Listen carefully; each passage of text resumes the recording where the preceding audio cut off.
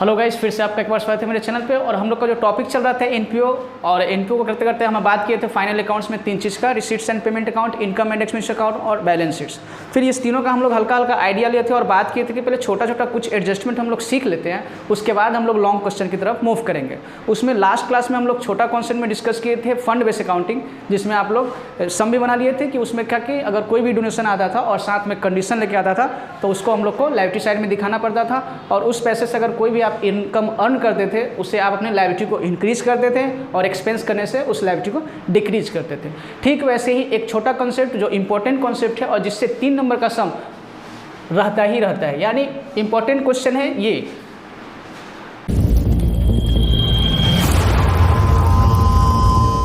Separate question पूछेगा, long question में तो रहना ही है इसको, और सेपरेट क्वेश्चन भी 3 नंबर में कभी कभी कभी क्या 100% में पूछता है आपको। ठीक है, नाम क्या लिखा हुआ है? Cost of material consume. ठीक है, इस पे हम लोग डिटेल में बात करते हैं। ठीक है, आज हम लोग केवल आइडिया लेंगे और नेक्स्ट क्लास में हम लोग इस पर सम का प्रैक्टिस करेंगे। ठीक है, जैसे रिसीट्स एंड पेमेंट अकाउंट आपको दिया होता था, ठीक है, और पेमेंट साइड में रहता था बाय स्टेशनरी।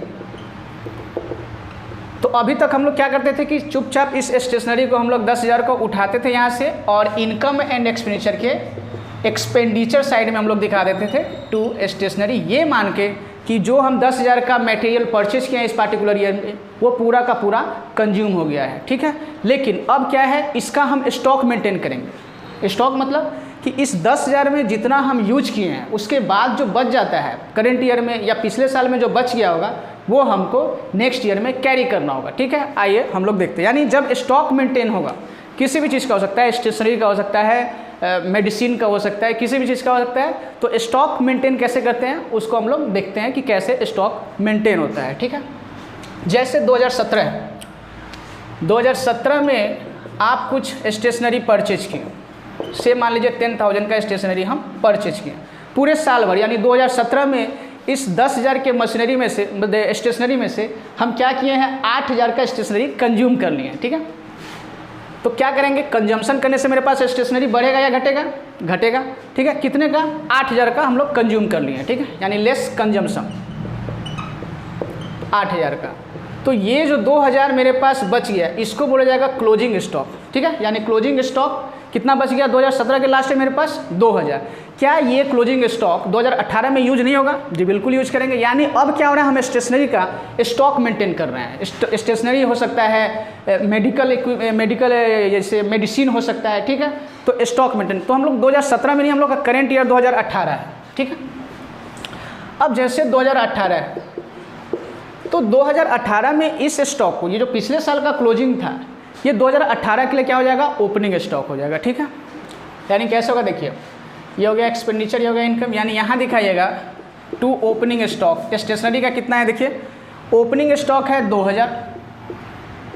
ठीक है, करेंट ईयर में जो हम खरीदे होंगे तो खरीदने से मेरे पास स्टॉक बढ़ेगा। ठीक है, कितना भी, मतलब कैश परचेज करें या क्रेडिट परचेज करें, उससे मेरे पास स्टेशनरी इंक्रीज होगा। ठीक है, स्टेशनरी इंक्रीज होगा तो आपको ऐड लिखना होगा, ऐड परचेज।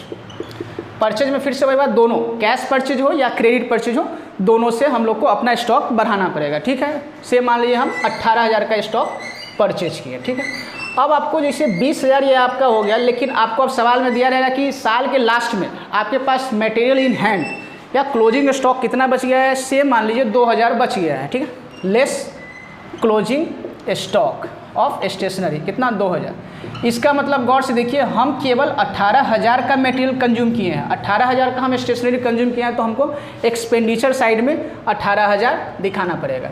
ये तो हो गया इनकम एंड एक्सपेंडिचर में opening stock plus purchase less closing stock. लेकिन इसको आप लेजर के थ्रू भी समझिए। ठीक है, लेजर के थ्रू हम लोग समझने का कोशिश करते हैं। अगर आप एसेट्स अकाउंट बनाने आता है तो फिर इसको बनाने में आपको दिक्कत नहीं होगा। जैसे ये 2017 का मेरे पास क्लोजिंग स्टॉक बच गया था, से मान लीजिए 2,000 बच गया था। ठीक है, तो हम है 2018 में, 2018 में आप बचाइएगा stock account. Stock account assets के रूल पे चलेगा, यानी ये मेरे लिए एसेट्स है, एसेट्स बढ़ेगा तो डेबिट, घटेगा तो क्रेडिट। ठीक है, और पहले से जो क्लोजिंग स्टॉक होगा उसको हमको लाना होगा 2018 में, यानी 2017 का क्लोजिंग स्टॉक इस साल के लिए हो गया ओपनिंग स्टॉक, यानी टू बैलेंस BD ब्रैकेट में लिखेंगे आप ओपनिंग स्टॉक। कितने का है, पिछले साल से कैरी कर रहे हैं सर, 2,000 का। फिर आपको इस साल का करेंट परचेज दिया होगा कि करेंट ईयर में हम लोग कितना खरीदे हैं, उससे आपका स्टॉक बढ़ेगा। वो कैश परचेज भी हो सकता है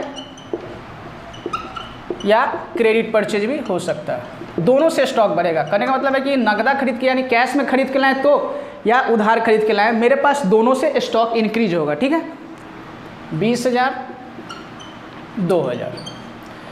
अब आपके पास सवाल में इन्फॉर्मेशन हो कि लास्ट के में मेरे पास स्टॉक कितना बच गया, यानी क्लोजिंग स्टॉक दिया होगा, तो क्लोजिंग स्टॉक आपको इधर लिखना होगा, by balance CD closing stock. अब गौर से देखिए आपके पास कितना स्टॉक था, 2000 पहले से था ओपनिंग स्टॉक, ऐड परचेज, ठीक है, यानी 24,000 हो गया मेरे पास लेजर को बराबर करवाने के लिए। अब इन्फॉर्मेशन क्लोजिंग स्टॉक का से मान लीजिए 4000 बचा हुआ है। ठीक है, तो लेजर देखिए इतना था पहले से opening stock, plus during year हम परचेज किए 22,000, यानी टोटल हो गया मेरे पास 24,000 का स्टॉक। फिर हम क्या किए, इन्फॉर्मेशन दिया होगा कि साल के लास्ट में आपके पास मेडिसिन स्टेशनरी का स्टॉक कितना बचा हुआ है, तो हम 4000 उसको मेंशन कर दिए। अब आप बता पाइएगा फॉर्मूला अगर सेट हो गया तो opening stock plus purchase minus closing stock, तो ये जो फिगर निकल के आएगा 20,000, ये इंडिकेट कर रहा है करेंट ईयर में हम कितना मटेरियल, कितना स्टेशनरी, कितना मेडिसिन कंज्यूम किए हैं, जो फिगर ट्रांसफ़र करना होगा हमको इनकम एंड एक्सपेंडिचर अकाउंट में। ठीक है, और यहाँ ब्रैकेट में आप क्या लिखिएगा, स्टेशनरी कंज्यूम। ठीक है, ये हो गया आपका वर्किंग नोट। जब फेयर बनाएंगे इनकम एंड एक्सपेंडिचर का, तो आपको यहाँ लिखना होगा टू स्टेशनरी कंज्यूम, और जो फिगर वहाँ से निकल के आया ये 20,000, ये हमको दिखाना पड़ेगा यहाँ पे। ये फिगर कहाँ दिख रहा होगा, पुराने बैलेंस शीट्स के एसेट साइड में, क्योंकि ये अगले सालों में हम बेचेंगे। ये फिगर इस साल के बैलेंस शीट्स में दिखाया जाएगा, क्योंकि हम स्टॉक मेंटेन कर रहे हैं, ये अगले सालों में यूज होगा, इसलिए आपको इसको एसेट साइड में दिखाना पड़ेगा। ये सिंपल सा कॉन्सेप्ट था, कब, जब मेरे पास दोनों इन्फॉर्मेशन दिया होता था, कैश परचेज का भी इन्फॉर्मेशन दिया होता था और क्रेडिट इन्फॉर्मेशन का भी इन्फॉर्मेशन दिया होता था मेरे पास। तो सिंपल सा कॉन्सेप्ट था, opening stock plus purchase less closing stock, तो आप इनकम एंड एक्सपेंस में जो फिगर ट्रांसफर होगा वो आप इजीली निकाल लेते थे।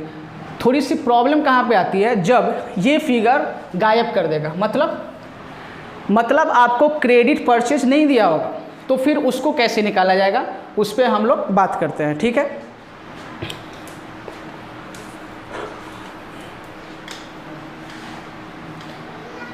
ये सिंपल सा कॉन्सेप्ट था, जब केवल स्टॉक का हमको सारा चीज़ बता के दिया हुआ है कि पहले से कितना था, ड्यूरिंग ईयर कितना खरीदे और क्लोजिंग स्टॉक कितना था, तो हम इजीली निकालनी है।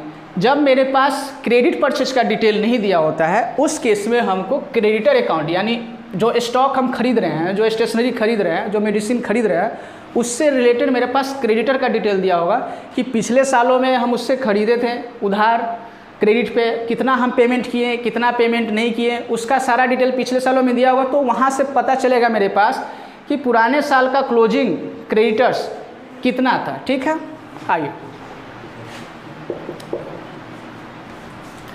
ठीक है, तो आपको दो अकाउंट बनाना होगा इस केस में।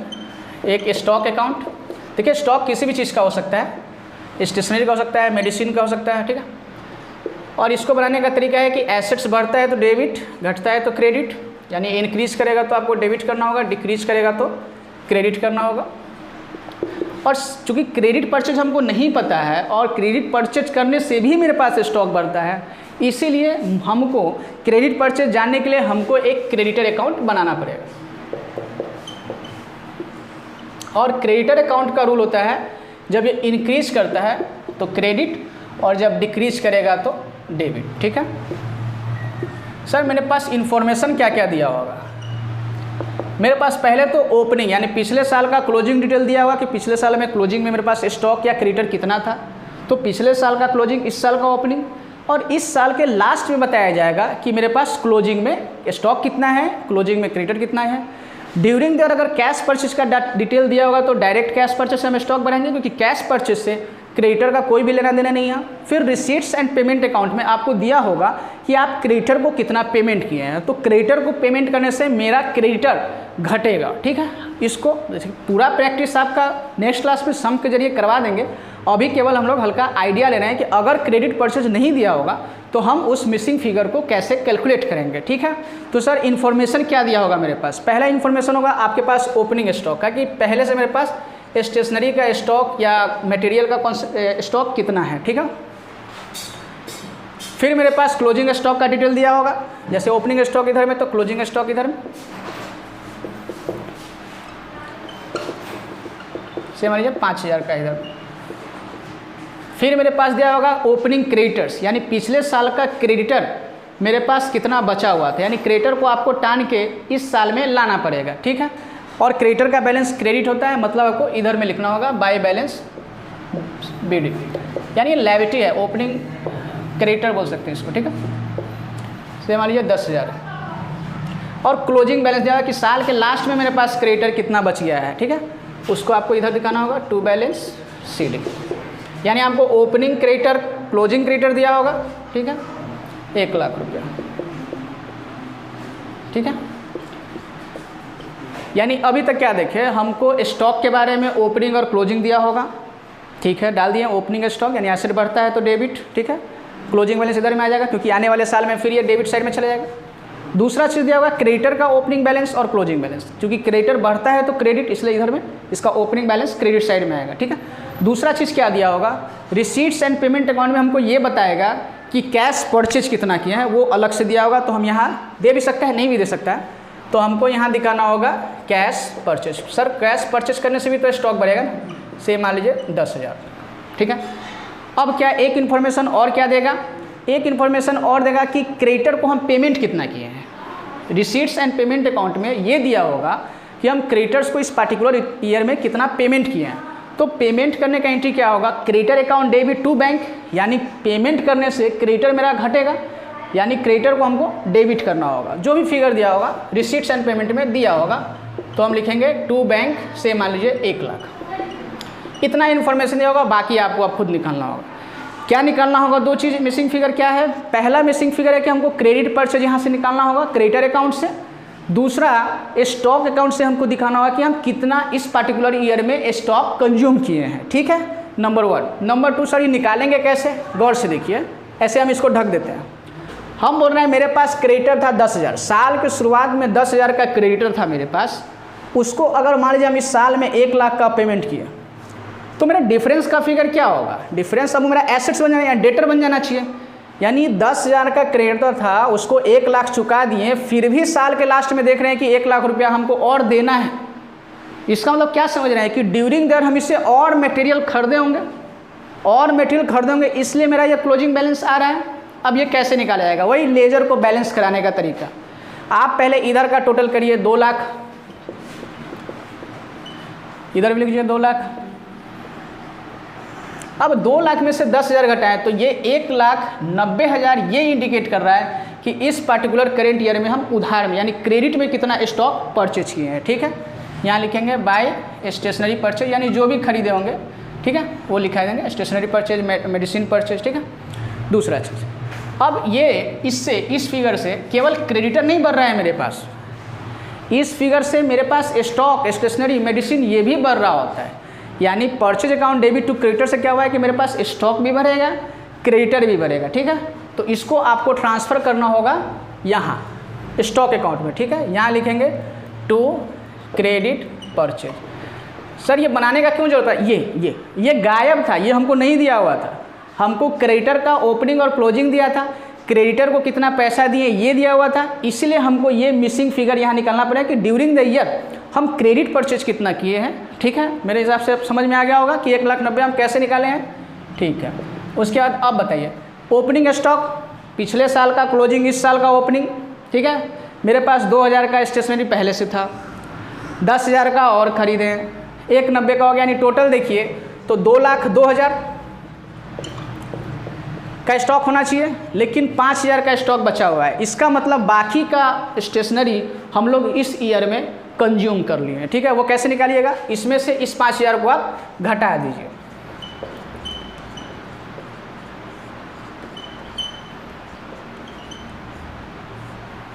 तो ये 1,97,000 क्या इंडिकेट कर रहा है, मटेरियल कंज्यूम, जो कहाँ ट्रांसफ़र हो जाएगा, आपका इनकम एंड एक्सपेंडिचर अकाउंट में आप ट्रांसफ़र कर दीजिएगा। यानी पहले होता था केवल पेमेंट साइड में होता था बाई स्टेशनरी, तो आप झट से उठा के इनकम एंड एक्सपेंडिचर में दिखा देते थे स्टेशनरी का एक्सपेंडिचर, लेकिन इतना वर्किंग नोट करने का क्यों जरूरत पड़ा, क्योंकि हम स्टॉक को मेंटेन करते हैं, नंबर 1।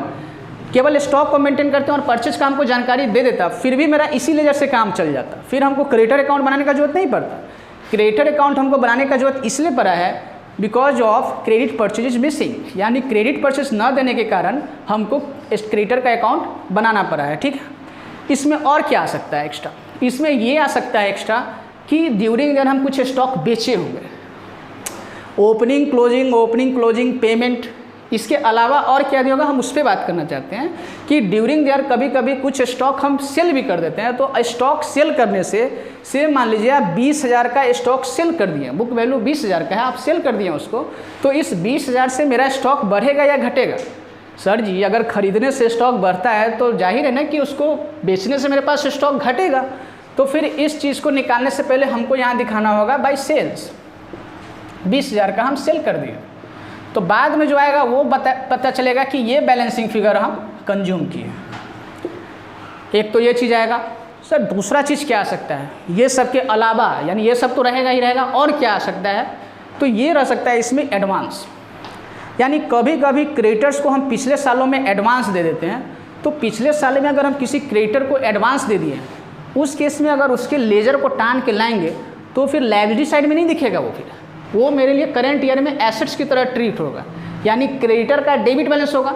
यानी पिछले साल किसी क्रेडिटर को 5,000 देना था, हम उसको 50,000 दे दिए, तो वो 45,000 का डिफरेंस मेरे लिए वो डेबिट बैलेंस होगा, न कि क्रेडिट बैलेंस। यानी एडवांस क्या समय है कि पिछले साल का सर अगर एडवांस आप दिए हैं तो ये ओपनिंग एडवांस आपको इधर दिखाना होगा, क्योंकि उसका फिर हमको एडजस्टमेंट करना होगा कि अब इस साल में हम उसको कम पैसा देंगे, क्योंकि ऑलरेडी हम पिछले सालों में ज़्यादा पैसा दे दिए थे। तो ये आपको दिखाना होगा इधर टू बैलेंस, BD ब्रैकेट में लिख सकते हैं एडवांस।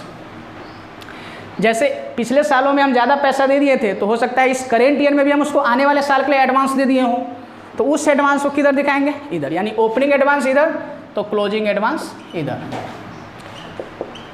ठीक है, क्रक्स क्या निकला? इसके अलावा और कुछ नहीं दिया होगा। ठीक है, यानी इसी से आपको सारा इन्फॉर्मेशन निकालना होगा। दिया क्या क्या होगा? ज़्यादा से ज़्यादा दे सकता है ओपनिंग स्टॉक, क्लोजिंग स्टॉक और परचेज बता दिया, तो फिर तो हमको ये करने का जरूरत ही नहीं। Opening stock plus purchase less closing stock direct हमारा निकल जाएगा कि कितना मटेरियल हम इस सब करेंट ईयर में कंज्यूम किए। ठीक है, दूसरा दिक्कत क्या होगा? क्रेडिट परचेज गायब कर देगा, नहीं बताएगा, केवल कैश परचेज बताएगा भी बताएगा या नहीं बताएगा। देखिए अगर परचेज बता दिया इसका मतलब है कि वो एडजस्टेड परचेज है, उसमें कैश क्रेडिट दोनों एडजस्ट हो चुका है। लेकिन अगर हमको क्रेडिटर का ओपनिंग क्लोजिंग दे दिया है और लिखा है अमाउंट पेड टू क्रेडिटर्स, फिर हमको क्रेडिटर अकाउंट बनाना पड़ेगा, क्योंकि हमको क्रेडिट परचेज नहीं दिया है, कितना अमाउंट पेड किए हैं वो खाली हमको ये वाला फिगर दिया हुआ है। ठीक है, इस केस में हमको अकाउंट बनाना पड़ेगा। ठीक है, एक कॉन्सेप्ट लिए हम लोग स्टॉक का और क्रेडिटर का, फिर भी अभी हो सकता है इस पर आप कॉन्फिडेंट ना हो। नेक्स्ट वीडियो में जब हम लोग इस पर सम बनाएंगे आपका पूरा क्लियर हो जाएगा। फिर भी अगर इसमें से भी अगर आपको कहीं दिक्कत होता है तो आप वापस की तरह मेरे चैनल पे जाके अबाउट सेक्शन है, मेरा कॉन्टैक्ट नंबर है, आपको किसी भी तरह का क्वेरी आता है तो आप बेहिचक हमसे बात कर सकते हैं। ठीक है, मिलते हैं अगले वीडियो में, सम के साथ मिलेंगे। Thank you very much.